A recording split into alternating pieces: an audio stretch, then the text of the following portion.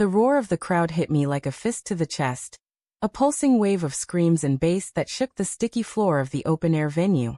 I stood near the edge of the pit, clutching a warm beer, watching my girlfriend, Lila, weave through the sea of bodies toward her best friend, Marcus. Her laughter cut through the music, sharp and bright, as she grabbed his arm, her eyes glinting under the neon stage lights. Then, in one fluid motion, she climbed onto his shoulders, her hands gripping his dark curls for balance. The crowd cheered a wild, approving howl, as she threw her head back and shouted, "You're taller, way better than my boyfriend." Her words sliced through the noise, landing like a blade in my gut. I froze, the world tilting, the beer slipping from my hand to splatter on the concrete. Nobody noticed. The crowd kept roaring. I turned and walked away, my heart a hollow drumbeat, leaving Lila swaying on Marcus's shoulders, oblivious to the wreckage she'd just caused. The night air outside was thick with summer humidity, the kind that clings to your skin like regret. I leaned against a lamppost, the metal cool against my back, and tried to breathe. My mind replayed her words, each syllable a fresh cut. Way better than my boyfriend. Was it a joke? A drunken slip? Lila was impulsive, sure, always chasing the next thrill, but this felt different. Careless, cruel. I'd seen the way Marcus looked at her sometimes, his gaze lingering a beat too long, but I told myself it was nothing. Just friendship. Just history. They'd known each other since high school, shared secrets I'd never been privy to. I'd rationalized it, buried the unease, because loving Lila meant trusting her. But now, standing alone in the dark, that trust felt like a house of cards in a windstorm. My phone buzzed in my pocket. A text from Lila. "Where'd you go? Miss you." The words mocked me, her casual tone a stark contrast to the ache in my chest. I didn't reply. Instead, I walked to my car, the gravel crunching under my boots, each step heavy with the weight of doubt. Had I overreacted? Maybe she didn't mean it. Maybe the crowd's energy, the alcohol, the music, it all just swept her away. But the image of her on his shoulders, her laughter, his hands steadying her thighs, it burned behind my eyes. I drove home in silence, the radio off, the hum of the engine filling the void where answers should have been.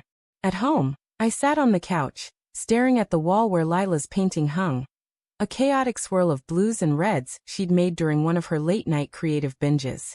It was beautiful, reckless, just like her. My mind churned, piecing together moments I'd ignored. The late-night texts she'd dismiss as just Marcus being Marcus. The way she'd light up when he walked into a room, her smile brighter than it ever was for me. The time she canceled our weekend trip because Marcus needed her, after some vague crisis. I told myself it was loyalty, not love. But doubt gnawed at me now, relentless, like a dog with a bone. I didn't sleep. By morning, my phone was flooded with missed calls and texts from Lila. "Babe, where are you? I'm sorry if I upset you. Please talk to me." Each message twisted the knife deeper. I wanted to believe her, to cling to the version of us where she was still mine, but the memory of her words, "way better," kept me anchored in betrayal. When she showed up at my apartment, her eyes red-rimmed and mascara-streaked, I let her in, but the air between us was heavy, charged with unspoken accusations. "I didn't mean it," she said, her voice breaking as she stood in the doorway, clutching her denim jacket. "It was just a stupid joke. I was drunk, the crowd was hyped, and I got carried away. You know me." "Do I?"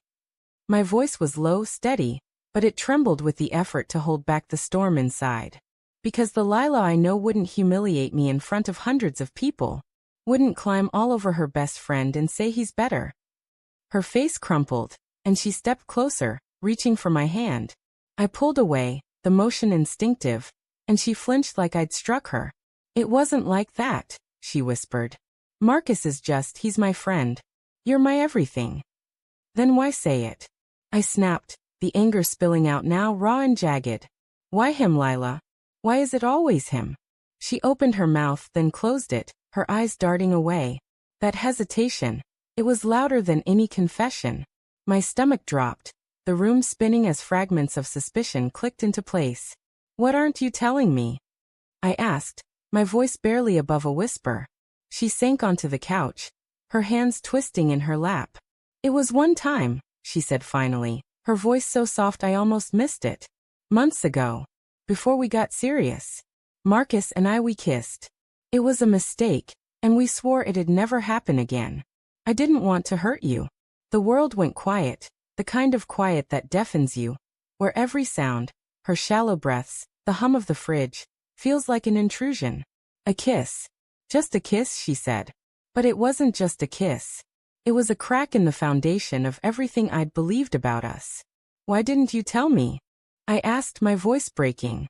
I was scared, she admitted, tears spilling down her cheeks. Scared you'd leave. Scared I'd lose you. I love you, Ethan. I swear I do.